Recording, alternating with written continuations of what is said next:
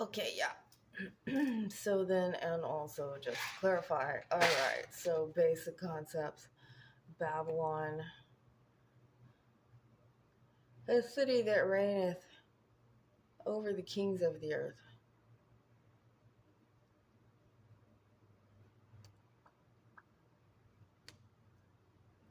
So it's not it's not an actual woman. That's a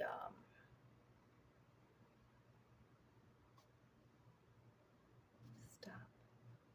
Excuse me, alarm. That is a metaphor for a philosophy that governs people's behavior. Okay, there's a chakra point right here in Eastern religions. Oh, yes, the kings of the East are not Lenin and Chairman Mao. Okay, there's also a chakra point right here that's said to go to the oversoul. I felt a fatherly hand on the top of my head after my vision, and I asked it if it was God. And that's when I got the first thunder, because I only have one ear, so it's over here. Okay. So, Babylon is the worship of status. Following the fourth horse rider of the apocalypse, I just watched Beetlejuice.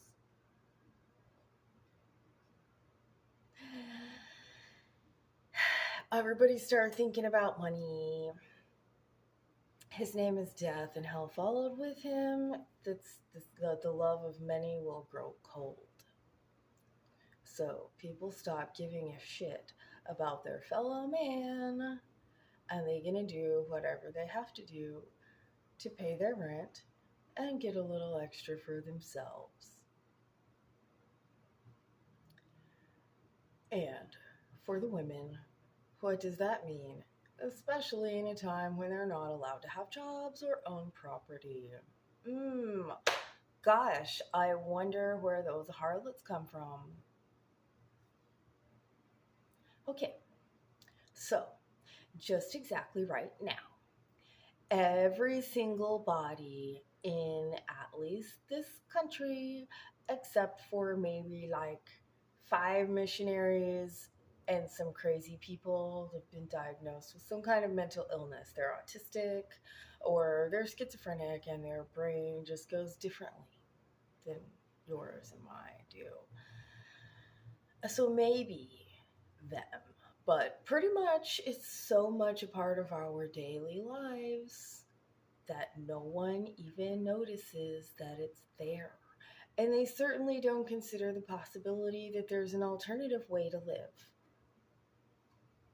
So, hence the come out of her, my people, that you partake not of her torments. Okay. Suddenly, all the merchants of the earth throw dust on their heads and start crying, "Oh, what city is like unto her? For they had all waxed rich on the abundance of her delicacies." How? With slaves, mostly. Mostly with slaves, okay? Before we had robots, we just used slaves. We still want cheap ass sugar, right? We still want, oh, like, what about oysters for everybody? We got cultured pearls. You know, okay, so most of this is relatively harmless until someone who doesn't want to do it can't get a job. And that's everything I've ever heard. Everywhere I've ever gone has been about like dress for success and all this, like, okay, but um, my definition of success does not necessarily involve money. Although I want to also pay my rent. I like my apartment. I like having shelter. I like climate control. All that stuff I like. This is about how much makeup I want to wear. It's some tinted lip gloss that's tinkly. That's what I do. This air dry hair just out of the shower. I don't care. If you have a judgment, that's your problem. And God's going to judge you that same way. Why can you not leave your house until you've spent 3 hours on your appearance in the morning? Thinking about it all through the day, counting your calories, and what is all of this? What is it all for? So that you can have the glory of men, so that you can either avoid criticism or so that you can receive praise. Verily I say unto you, they have chosen their reward. So, concepts, Babylon, and then we have the beast. So, no one could buy or sell until they have the mark of the beast in their forehead. This is your frontal lobes, what you concentrate on. This is what you serve. Okay? Or in their hand. They're willing to go along with the trend to take the money. Okay, so if you don't have some kind of a stage name or like pseudonym, or you just weren't like already blessed by your blasphemous parents to have been given already like a name that's reflective of your butt germs,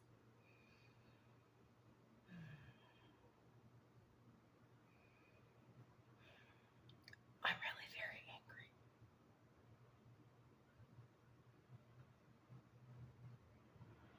There are zero logical reasons for me to be as broke as I am. I do a good job when I have jobs. I'm nice to people. There's no reason. Okay.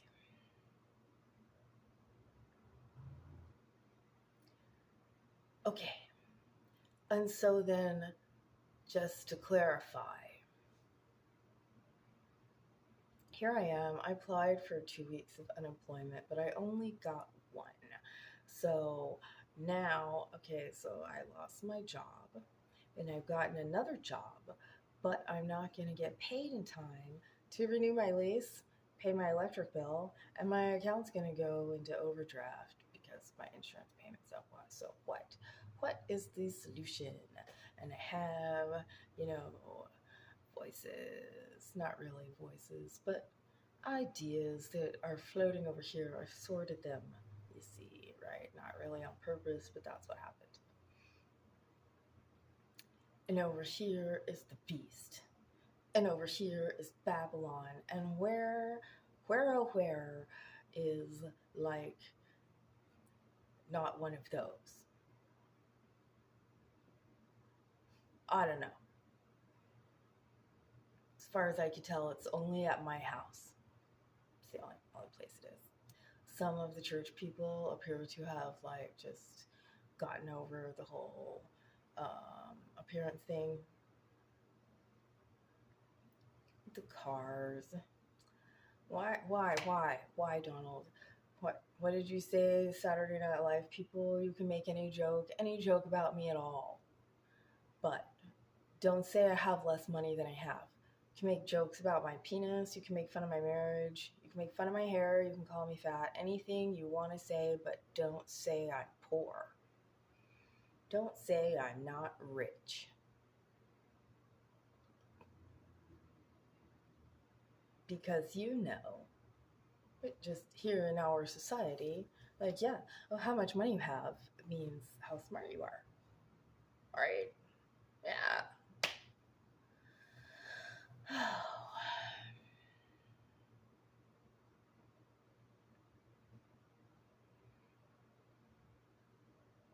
Anyway, so that's just to clarify, and also technically according to Jesus, therefore, if I do have to resort to prostitution, it is the fault of the governor in charge of the government where I live and the laws that they have made that favor rich guy Donald Trump over working class single mom because I should have kept my legs closed. And he's obviously a great man because he has so many millions of dollars. Wow. Yeah, wow. Okay. And also, it's the fault of all of the husbands who have dumped me. Okay. So, I have had actually in my life very, very little of what the Lord would consider to be fornication.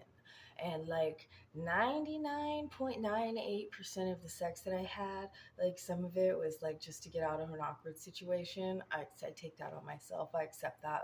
It was me. It was my fault.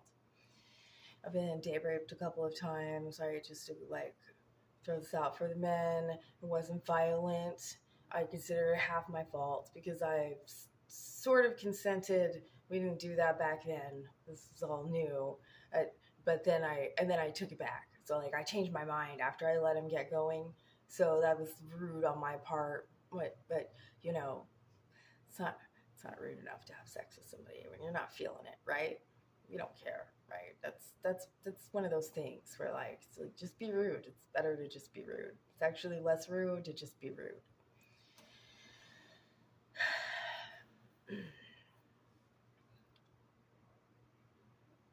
I mean, nobody likes to be like getting into the groove and you look over and you see the other person going like this.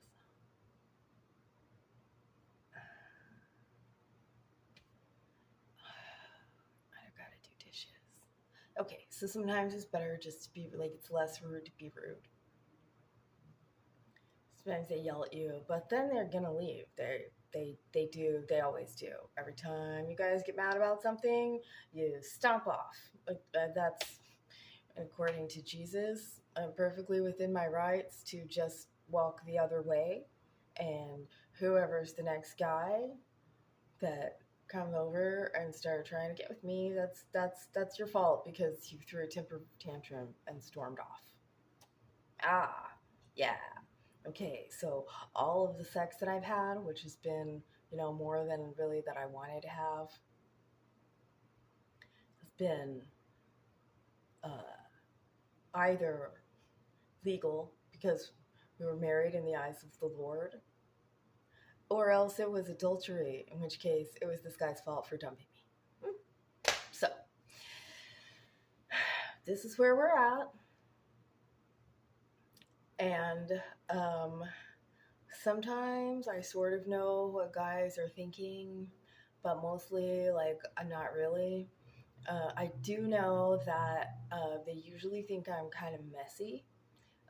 Some guys don't care, but a lot of guys really do. It's like weird for a girl to be messy, and so like that's their excuse, which is incidentally not sexual immorality. It's something completely else. Therefore, in my opinion, that's the hardness of your heart. And as soon as you leave me, I've lost all of my respect for you, and I don't want you back. And I certainly don't want to go through like extreme grooming, fake tan hustle, and go like get mostly naked in front of a bunch of guys that I think are assholes and not really worth my spit if they were on fire. I'm very angry, and I'm very angry. Men seem to think that you know everything, and you don't want to listen when somebody brings it up, and then on top of that, why God, I don't know, that's just what he said to do. But since I'm a girl, it only hurts that much worse to get criticized and be like that much more likely to stick it to me, try to get your dominance and power play back, which is incidentally, where did you learn that? Was it from a king? I think it probably was.